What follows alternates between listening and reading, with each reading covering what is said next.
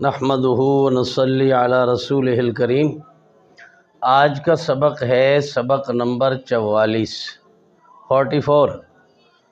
یہ جو سبق ہے یہ قاعدہ کے اندر مشکل الفاظ لکھے گئے ہیں۔ ان مشکل الفاظ کا جو مین مقصد ہے وہ زبان کی لکنت کو ختم کرنا ہے۔ چونکہ زبان کی لکنت رکاوٹ مختلف انداز کی ہوتی ہے، تو ان تمام رکاوٹوں کو دور کرنے کے لیے یہ مشق بچوں کو بار بار کرائی جائے، اور ان کے اندر سابقہ قواعد کا ذکر بھی ہے، ان کی بھی یاد تازہ کرائیں گے ساتھ ساتھ۔ اور یہ میں ہجوں کے ساتھ پڑھاؤں گا۔ کاف زبر و کا، طا زبر یا طج، یا زیر سین یس، سین زیر سی کا طیسی، جیم زیر لام جل، لام مشدد ہے اس لیے لام پر آواز کو سختی سے تھوڑا ادا کرنا ہے۔ لام زیر لی کا طیسی جلی، لام زیر لام لیل، کاف پیش کو، تا پیش تو، با زیر بی، للکتبی کطی السجل للکتبی۔ اب 3 لفظ ہیں، اب پہلے پہ وقف کریں، یا مشدد کطی، آگے پڑھیں السجل، یعنی وقف کریں تو السجل للکتب، اور ملا کے پڑھیں کطی السجل للکتب۔ با پر جو ہم نے وقف کی وجہ سے قلقلہ کیا، یہ قلقلہ قوی ہے۔ وقف میں غیر مشدد وہ حروف قلقلہ آ جائیں تو ان پر جو قلقلہ ہوتا ہے قلقلہ قوی ہوتا ہے۔ اسی طرح جب ہم نے پڑھا السجل، الف لام کلمے کے شروع میں ہے اور یہ لام تعریف کا ادغام ہوتا ہے، یہ لام سین میں داخل ہو جاتی ہے۔ تو ایک میں نے پڑھایا تھا لام تعریف کا اظہار، وہ اظہار کا قانون پتہ ہو تو ان کے علاوہ لام تعریف کا ادغام ہے۔ جیسے لام تعریف کا اظہار ہوتا ہے 14 حروف میں، ابغ حجک وخف عقیمہ، لام کے بعد وہ آ جائیں، اور ایک حرف الف جو کبھی آ ہی نہیں سکتا، تو وہاں اظہار قمری ہوتا ہے۔ ان کے علاوہ اگر کوئی حروف آ جائیں تو اس میں لام تعریف کا اظہار ہوتا ہے۔ تو آگے چلتے ہیں۔ یا بنی ارکم معنا، یا کھڑی زبر یا، با پیشبو، نون زبر یا نج، یا زبر رو یرو، کاف زبر میم کم، میم زبر ما، عین زبر ع، نون زبر الفنا، یا بنی ارکم معنا۔ اور اگر کوئی آپ کو جوڑ اس طرح پڑھاتا ہے، یا کھڑی زبر یا، با پیشبو، نون، یا زبر نئی، تو وہ بھی ٹھیک ہے، اپنی اپنی اصطلاحیں ہیں۔ میری عادت ہی کہ میں پہلے متحرک حرف کو پڑھتا ہوں، پھر ما بعد دیکھتا ہوں جزم ہے یا تشدید ہے، پھر ان کو ساتھ ملا لیتے ہیں۔ تو بہرحال ادھر بھی وقف بالتشدید ہے، اگر رکیں تو یا بنی۔ آگے را ساکن ماقبل کسرہ عارضی متصلہ ہے، یہ را تفخیم ہوگی، یہ موٹی ادا ہوگی۔ اس کے بعد با کا میم میں ادغام ہے۔ آپ نے ادغام کی تعریف پڑھی ہے کہ پہلا حرف ساکن ہو، دوسرا متحرک ہو، دونوں ایک ساتھ مشدد ادا ہوں، تو لہذا ان کا ادغام کرنے کا ایک اصول ہے، یا وہ تماثل ہوں یا تجانس ہوں یا تقارب ہو۔ تماثل کا مطلب ہوتا ہے دونوں حرف ایک جیسے ہوں، تجانس کا مطلب ہوتا ہے ایک مخرج کے 2 حرف ہوں، تقارب کا مخرج ہوتا ہے، تقارب کا مطلب ہے قریب المخرج ہوں یا قریب الصفات ہوں۔ لہذا با اور میم یہ ادغام متجانسین ہوا، ایک مخرج کے 2 حرف ہیں، اور با میم میں مکمل داخل ہوا تو اس صورت میں تام، یا اور پہلا حرف ساکن ہے دوسرا متحرک ہے تو اس صورت میں صغیر، لہذا پورا نام اس کا ہو جائے گا ادغام صغیر متجانسین اور تام۔ یا بنی ارکم معنا، اس کے بعد فعال لما یرید، فا زبر عین فا، عین جو ہے وہ حلق کے درمیان سے نکلتی ہے. کئی حضرات بے سمجھی سے عین کو حمزہ پڑھ دیتے ہیں، فا زبر عین فا، وہ اس طرح کرتے ہیں. تو یہاں کرنا ہے فا، عین زبر الف ع، لام دو پیش لام لل، لام زیر لی، میم زبر الف ما، فعال لما، یا پیش یو، رو زیر یا ری، دال پیش دو، فعال لما یرید. یہاں پر لام پر دو پیشیں تنوین ہے. تنوین کیا یعنی نون تنوین جو ہے اس کے بعد لام آ رہا ہے، لہذا لام نون را. امام خلیل نحوی الفراہیدی رحمہ اللہ تعالی کے نزدیک یہ تقارب ہے، تو اس صورت میں اس کا نام ہوگا ادغام صغیر متقاربین تام. لہذا یہ بن جائے گا فعال لما یرید. اسی طرح حمزہ پیش او، میم زبر ما، میم دو زیر میم میم، میم زیر میم میم، میم زبر میم مم، میم زبر ما، عین زبر ع، کاف زبر کا، من معک. اور جس میم پر تشدید ہے وہاں ایک الف غنہ کرنا ہے، اور یہاں نون تنوین کے بعد میم ہے تو نون تنوین میم میں داخل ہو گئی، لہذا ادغام ہوا. اور اسے کہتے ہیں ادغام صغیر متقاربین. یہاں مختلف فی ہے، کچھ تام کہتے ہیں کچھ ناقص کہتے ہیں، بہر صورت متقاربین ہے. اسی طرح آگے میم پر تشدید غنہ کریں، اگلی میم پر تشدید غنہ کریں، جہاں نون اور میم پر تشدید آ جائے وہاں ایک الف غنہ کریں. ویسے میں نے پہلے آپ کو لکھوا دیا تھا 7 قسم کے غنے، اور جیسے نون مشدد ہو تو غنہ، اخفاء مع الغنہ، ادغام مع الغنہ، اقلاب مع الغنہ. آگے میم کی باری آئی، میم مشدد ہے تو اس پر غنہ، اخفاء شفوی پر غنہ، ادغام شفوی پر غنہ. یہ 7 قسم کے غنے پہلے پڑھائے ہیں تو ان کی بھی ساتھ ساتھ پریکٹس ہوتی جائے. اگلا ہے كأنهم بنيان مرصوص.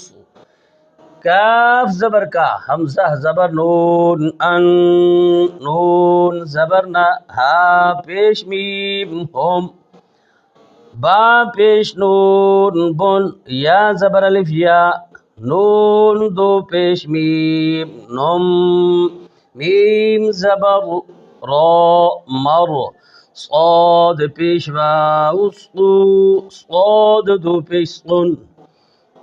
كأنهم بن، یہاں میم ساکن کے بعد با ہے، یہاں قاعدہ بنا اخفاء شفوی، یعنی آپ نے ایک قسم کا غنہ کرنا ہے. آگے دیکھیے کہ نون ساکن کے بعد یا ہے. ادغام مع الغنہ یعنی ادغام متقاربین ناقص کی مثالیں ہم نے پڑھی ہیں کہ نون ساکن تنوین کے بعد ینمو میں سے کوئی حرف آئے تو ادغام مع الغنہ ہوتا ہے. لہٰذا وہ اس کی شرط یہ ہے کہ نون ساکن تنوین کے بعد ینمو میں سے کوئی حرف دوسرے کلمہ میں ہو. اگر ایک ہی کلمہ میں ہوگا تو ادغام نہیں ہوگا بلکہ اظہار ہوگا. جیسے بنیان، قنوان، صنوان، ان میں اظہار ہوگا بلکہ ادغام نہیں ہوگا. كأنهم بنيان مرصوص. یہاں میم پر غنہ اس لیے کیا کہ نون تنوین کے بعد ینمو میں سے میم آ رہا ہے، لہذا یہاں پر بھی ادغام صغیر متقاربین تام بھی ہوا ناقص بھی ہوا، بہرحال ادغام ہوا. نام میں اختلاف ہے، تام ہے یا ناقص ہے، مگر پڑھنے کا ایک ہی انداز ہے. كأنهم بنيان مرصوص. وقف کی وجہ سے جو مد بن رہی ہے وہ مد عارض وقفی بن رہی ہے کہ کلمہ میں حالت وقف میں ہم نے یہاں وقف کیا، حالت وقف میں حروف مدہ کے بعد صاد پر سکون عارض ہوا، عارضی طور پر ہم نے یہاں وقف کیا اور صاد پر ہم نے تنوین کو ختم کیا، اسے کہتے ہیں مد عارض وقفی، یہاں ایک قسم کی مد ہے. آگے آتا ہے هو الرزاق ذو القوة المتين. ہا پیش ہو، واو زبر رو، ور، یعنی را کو موٹا پڑھنا ہے کیونکہ را مشددہ مفتوحہ، را مشدد بھی ہے اور اس پر زبر بھی ہے. ہو ور، واو زبر را ور. پھر اسی را کو زا سے ملانا ہے. را زبر زا روز، زا زبر الف زا، قوف پیش قو بنا هو الرزاق، ذال پیش لام ذل، قوف پیش واو قو. واو کو سختی سے دونوں ہونٹوں کو ملانا ہے. کئی ساتھی کر دیتے ہیں قاف پیش واو قو، قو نہیں ہے بلکہ قو ہے. ذل قو، واو زبر وا، تازر لام تل، میم زبر ما، تازر یاتی، نون پیش نو. هو الرزاق ذو القوة المتین. یہاں پر بھی آپ دیکھو جہاں جہاں الف لام ہے وہاں لام تعریف کا قاعدہ نکالتے ہیں. الف لام کے بعد را مشدد ہے، لام را میں داخل ہو رہی ہے، یہاں لام تعریف کا ادغام ہے. اسی طرح القوہ، القوہ میں لام قوف میں داخل نہیں ہو رہی ہے، اس لیے یہاں اظہار ہے، لام تعریف کا اظہار. المتین، یہاں بھی لام تعریف کا کیا ہے؟ اظہار ہے. متین مد عارض وقفی، حالت وقف میں حروف مدہ کے بعد نون پر سکون عارض ہوگا. آخری لفظ ہے بل لجوا فی عتو ونفور. یہاں پر دیکھیں با زبر لام بل، لام زبر جیم لج، جیم پر مشدد قلقلہ کرنا ہے. جیم پیش واو جو بنا بل لجو، فا زیر یا فی، عین پیش عو، تا پیش تو، تا پیش واو تو. جیسے یہاں ہم نے کیا تھا نا قوف پیش واو قو، اسی طرح تا پیش واو تو، واو دو زیر واو ویو، واو زبر وا، بل لجوا فی عتو وا.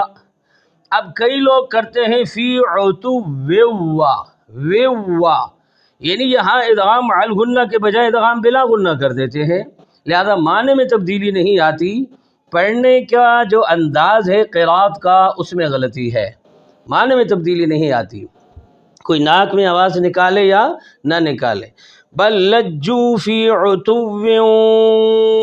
وا، نون پیش نو، فا پیش واو فو، رود زر، بل لجوا فی عتو ونفور. را کو وقفاً آپ نے موٹا ادا کرنا ہے. تو اللہ تعالی ہمیں اس محنت کے ساتھ پڑھنے کی توفیق عطا فرمائے. یاد رکھیے بچے کو ناظرہ قاعدہ مشکل ترین پڑھائیں، اس پہ چاہے 2 سال لگتے ہیں 3 سال لگتے ہیں. آج ہمارا بچہ مدارس میں یا ہم مساجد میں 4 ورقوں والا قاعدہ لے کر 2 سال چلتا رہتا ہے. میں نے پہلے بھی کہا کہ پڑھانے والے اگر تجوید کے مطابق چھوٹے بچوں کو نہیں پڑھائیں گے، آسان سے آسان انداز میں پڑھائیں گے، آنے والا وقت مشکل سے مشکل ترین ہے. بچوں کو نیچرلی سطح پر جانے کے لیے بنیادی طور پر اپنی اصلاح کرنا فرض عین ہے، اور پڑھانے والے پر بھی فرض ہے کہ پڑھنے والے پر خوب توجہ دے، کیونکہ اسی معصوم نے کل شیخ الحدیث بننا ہے، اسی معصوم نے کل مفتی بننا ہے، اسی معصوم نے کل عالم بننا ہے، اسی معصوم نے قاری بننا ہے، اسی معصوم نے حافظ بننا ہے. اب دیکھیے جو بچے ہمارے پاس آتے ہیں حفظ کرنے کے بعد، تو ہمیں اپنا مغز انتھک محنت کے ساتھ ان پر لگانا پڑتا ہے، کیونکہ وہ حفظ کا انداز ایسا ہوتا ہے جیسے وہ ناظرہ خوان ہے، یعنی ان پر ہمیں ہر قسم کی توجہ دینی پڑتی ہے. لہٰذا جو بچے مقامات کی طرف جانا چاہتے ہیں انہیں چاہیے کہ وہ اپنی بچپن میں مشکل ترین انداز میں پڑھیں، تاکہ آنے والا وقت آسان ہو کہ تجوید کے مطابق انہوں نے قرآن پڑھا ہوا ہو. لہذا صرف اور صرف قرات کی کلاس میں آنے پر انہیں ان کی آواز پر توجہ دی جائے اور تجوید کے کورس پر توجہ دی جائے. لہذا ہمیں 1 سال تو لوگوں کی زبانیں، ہونٹ، مخارج سب چیزیں سیدھی کرنی پڑتی ہیں۔ لہذا جتنا پچھلے دور کا نزلہ ہے، چاہے وہ 5 سال حفظ کرتے ہیں، 3 سال میں ناظرہ پڑھتے ہیں، وہ 8 سال کی جو عادی زبان ہوتی ہے اس کو اس راہ راست پر لانے کے لیے ہمیں بہت ٹائم لگانا پڑتا ہے۔ آپ حضرات، تمام حضرات جو پڑھانے والے ہیں، پر زور اپیل کی جاتی ہے کہ ان بچوں کو بچپن میں صحیح مخارج کے مطابق پڑھائیں تاکہ انہیں قرآن پڑھنے کی اہمیت کا علم ہو۔ ہم اسے ٹوٹل پڑھائیں تو کل اس نے قرآن کو ٹوٹل ہی پڑھنا ہے، اور کسی کے سامنے کھڑا ہو کے پڑھنے کے قابل نہیں ہوتا۔ والدین تو بڑی خوشیاں مناتے ہیں، دیگے پکاتے ہیں جناب، بڑی پگڑیاں شگڑیاں ہار شار پہناتے ہیں، لیکن اسے مجود کے سامنے کھڑا ہو کے ٹیسٹ دلوائیں اور اس معصوم بچے کو کہیں کہ ذرا قرآن پڑھ کے استاد کو بتاؤ، وہ استاد پاس کرے، پھر تو وہ ہاروں کے قابل ہے، وہ معاشرے کے لیے کھڑا ہوا ہے بچہ۔ اور لیکن اگر وہ قرآن کو غلط پڑھنے والا ہے تو اس کا اعادہ کیا جائے، اسے کسی دوسری جگہ پہ بٹھایا جائے۔ میں افسوس سے کہتا ہوں کہ آج ہماری بڑی بڑی جتنی بھی نظام تعلیم کے نظام بنے ہوئے ہیں، اسکول و کالجز، چند علاقے ہیں جہاں پر قرآن کی خوب اچھی طرح محنت کی جا رہی ہے الفاظ پر اور حروف پر، لیکن کچھ جگہیں ایسی ہیں جہاں کے پرنسپل وہ قرآن کو صحیح انداز میں پڑھانے کا باہر بورڈ لگا ہوتا ہے، لیکن خود انہیں ان چیز کا علم نہیں ہوتا۔ وہ حاکمیت کیسے کریں گے، لوگوں کی غلطیوں کی کیسے اصلاح کریں گے؟ لہٰذا ہمارے وہ نظام جن پر قرآن تجوید کے ساتھ پڑھایا جاتا ہے، اس کے اوپر جو لوگ حاکم بن کے بیٹھیں وہ ہوں جنہیں نیچے والے تمام علوم خود آنے چاہیے، لیکن اگر خود کو نہیں آتے تو یاد رکھ لو اس ادارے کا جو نتیجہ ہے نا وہ 100% نہیں ہوتا۔ اللہ تعالی ہمارے ان بزرگوں کو یہ توفیق عطا فرمائے کہ وہ خود بھی یہ تعلیم حاصل کریں تاکہ نیچے جو انسٹرکٹر اساتذہ اکرام ہیں وہ خود ان کا امتحان لے کر بچوں کی اصلاح کر سکیں۔ اللہ تعالی مجھے اور آپ کو عمل کی توفیق دے۔ میں آپ سب سے معذرت چاہتا ہوں، کسی کی اگر انسلٹ ہوئی ہو تو میں نے اپنے ذہن کے مطابق اس قوم کے بچوں کو اس جدید انداز میں پڑھنے کی ایک ترغیب دی ہے۔ آپ حضرات کو بھی ترغیب کے انداز میں یہ بات کہی ہے۔ میرا کسی پر کوئی گلہ نہیں ہے، ہر انسان نے اپنی قبر میں جانا ہے، اپنی آخرت میں جانا ہے۔ میں دل سے دکھ کر کہہ رہا ہوں، جتنے بھی ہمارے بچے ہیں آج گلیوں میں کوڑا کرکٹ چن رہے ہیں، اس کی وجہ یہ ہے کہ ہم علوم کو علم سمجھ کر بچے کو اس کی اہمیت بتائیں تاکہ اس کے ذہن میں اس چیز کی علم کی اہمیت ہو۔ جب اہمیت ہوگی تو اگلا راستہ اس کے لیے آسان ہوگا، اہمیت نہیں ہوگی تو وہ قرآن کو بند کر کے اوپر تاک کے اوپر رکھ دے گا۔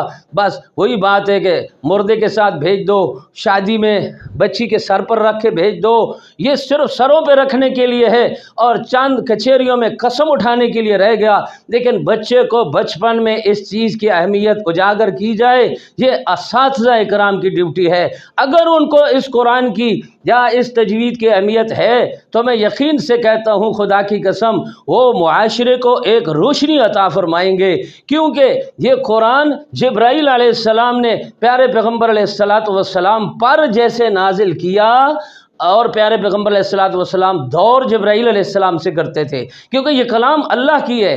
یہ تب ہی ممیز بنتی ہے، عرب والے بھی اس کو سیکھ کر خدا کی قسم پڑھتے ہیں۔ اگر عرب والے عام دیہاتیوں کا آپ قرآن سنیں، عربی میں بڑی مہارت رکھتے ہیں، لیکن قرآن جب پڑھتے ہیں تو حقیقت جانیے ہمارے پنجاب والے لوگوں سے بھی غلط پڑھتے ہیں۔